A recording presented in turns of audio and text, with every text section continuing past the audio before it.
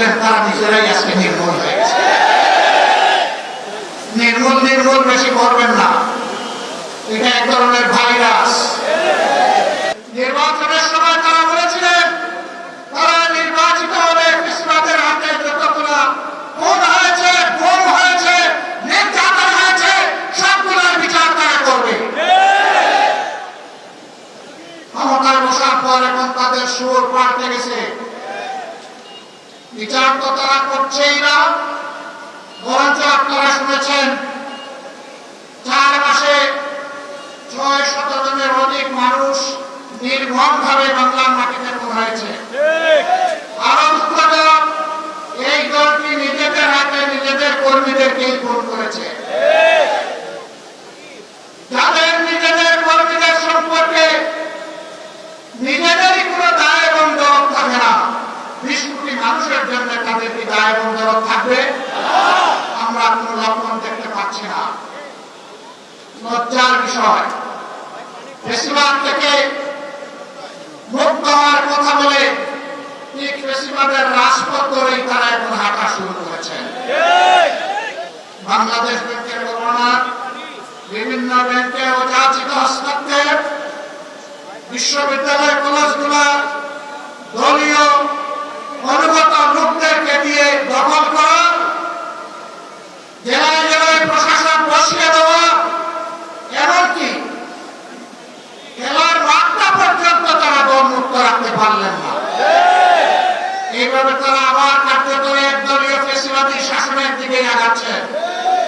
বন্ধুরা, বাংলাদেশ কিন্তু বারবার বিপ্লবের সাক্ষী।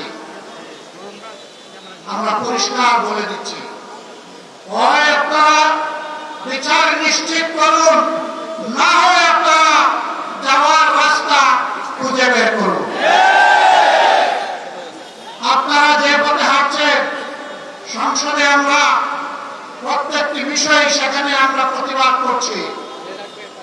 2/3 কিভাবে পেয়েছেন আপনারাই ভালো জানেন, আর দেশের জনগণও জানে, এবং এই ব্যাপারে কিছু রাজ সাক্ষ্য ইতিমধ্যে পাওয়া গেছে। আপনাদের দলের ভিতর থেকে পাওয়া গেছে, বিগত সরকারের মধ্য থেকেও পাওয়া গেছে।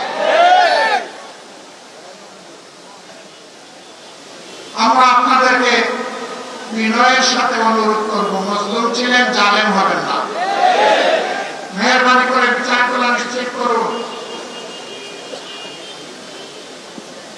শুধু ফ্যাসিবাদের হাতে গেল এই রাস্তায় আমাদের কলিজার টুকরা বিপ্লবের পথে শরীফ ওসমান হাদিকে হত্যা করা হয়েছে,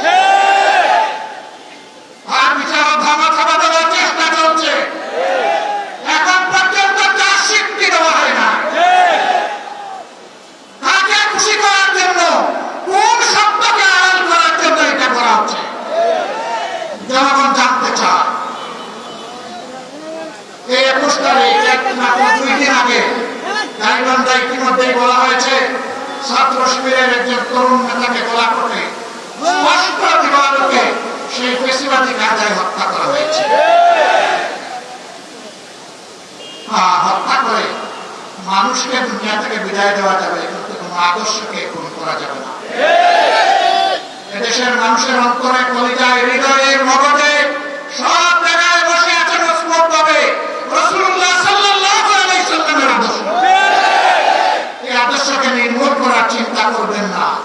যদিও আপনাদের একজন সিনিয়র নেতা ঘোষণা করে দিয়েছেন নির্মূল করবেন, অতীতে যারা নির্মূল করার ঘোষণা দিয়েছিলেন তারা নিজেরাই আজকে নির্মূল হয়ে গেছে।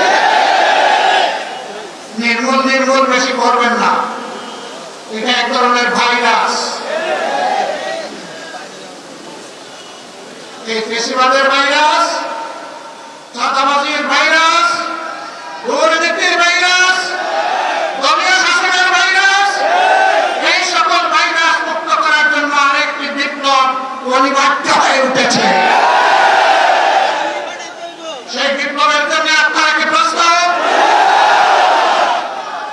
মানুষের জীবন, ইজ্জত এবং সম্পদ দেশের সীমানার জন্য আরেকবার কি জীবন দেওয়ার জন্য প্রস্তুত আছে?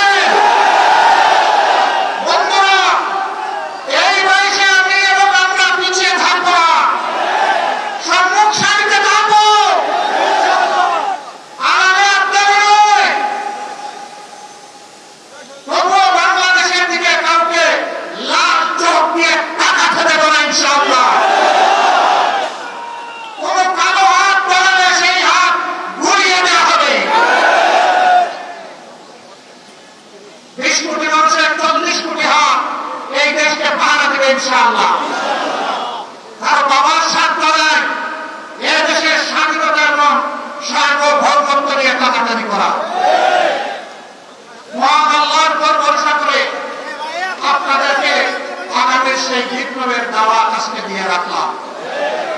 সংসদে যতদিন পর্যন্ত কথা বলার পরিবেশ থাকবে, জাতির স্বার্থে যতদিন পর্যন্ত টাকার দরকার হবে, তার বাইরে আমরা 1 সেকেন্ডও থাকব না। যেদিন সংসদের প্রয়োজন ফুরিয়ে যাবে, যেদিন মনে হবে এই সংসদে আর কথা বলে লাভ নাই, সেদিন সেই সংসদে কথা আপিল করে আমরা বেরিয়ে আসব।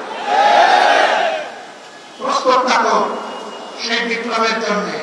অন্যায়ের সাথে কোনো আপত্তি নয়, নতুন পুরাতন কোন ফ্যাসিবাদ মানি না, পুরাতন পরিত্যাজ্য, নতুন গৃহীত।